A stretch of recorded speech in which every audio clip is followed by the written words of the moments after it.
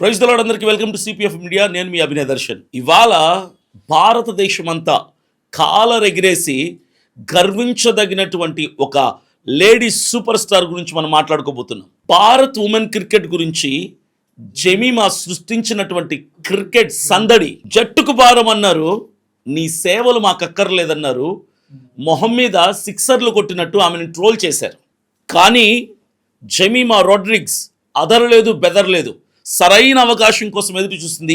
అవకాశం రాగానే విజృంభించింది. దేశం మొత్తం ఎగిరేసి అతిశయ పడేలాగా భారత్ జట్టుని ఉన్నత స్థానానికి తీసుకెళ్ళింది. క్రికెట్ ప్రపంచం, క్రికెట్ అభిమానులు, భారత్లో మాత్రమే కాదు ప్రపంచవ్యాప్తంగా ఉన్న క్రికెట్ అభిమానులు మొత్తం ఇప్పుడు జెమీమా రోడ్రిగ్స్కి సలాం అంటున్నారు. జై హో జెమీమా రోడ్రిగ్స్ అని క్రికెట్ ప్రపంచం మొత్తం కీర్తిస్తుంది. జెమీమా ఆట గురించి ఈరోజు ప్రపంచంలో ఉన్న క్రికెట్ అభిమానులందరూ మాట్లాడుకోవడానికి గల కారణం ఆస్ట్రేలియాపై ఆమె చూపినటువంటి విజృంభణ. ఆస్ట్రేలియా మీద గెలవటం అంటే ఆషామాషి విషయం కాదు. ఆస్ట్రేలియా సామాన్యమైన వ్యక్తులు కాదు, సామాన్యమైన జట్టు కాదు. ఎందుకో తెలుసా?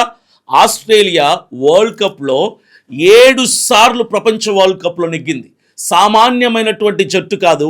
అలాంటి ఆస్ట్రేలియాపై మన జెమీమా రోడ్రిగ్స్ నెగ్గింది అంటే అది ఆషామాషి విషయం కాదు. అది ప్రపంచంలో ఉన్న క్రికెట్ అభిమానులందరూ గర్వించదగ్గ విషయం.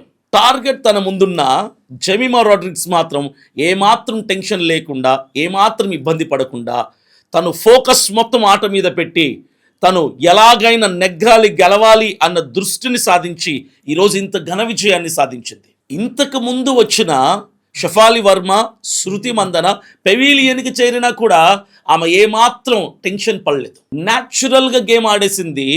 రిస్క్ తీసుకోకుండా ఆసిస్ట్పై ఒత్తిడి పెంచింది. స్ట్రైక్ రొటేట్ చేస్తూనే పరుగులు దంచి కొట్టింది. కెప్టెన్ హర్మన్ ప్రీత్తో కలిసి కీలక పార్ట్నర్షిప్ని నమోదు చేసుకుంది. కెప్టెన్ అవుట్ అయినా బరిలో నుంచి బయటికి వెళ్ళినా సరే జెమీమా రోడ్రిగ్స్ మాత్రం వెనకడుగు వేయలేదు.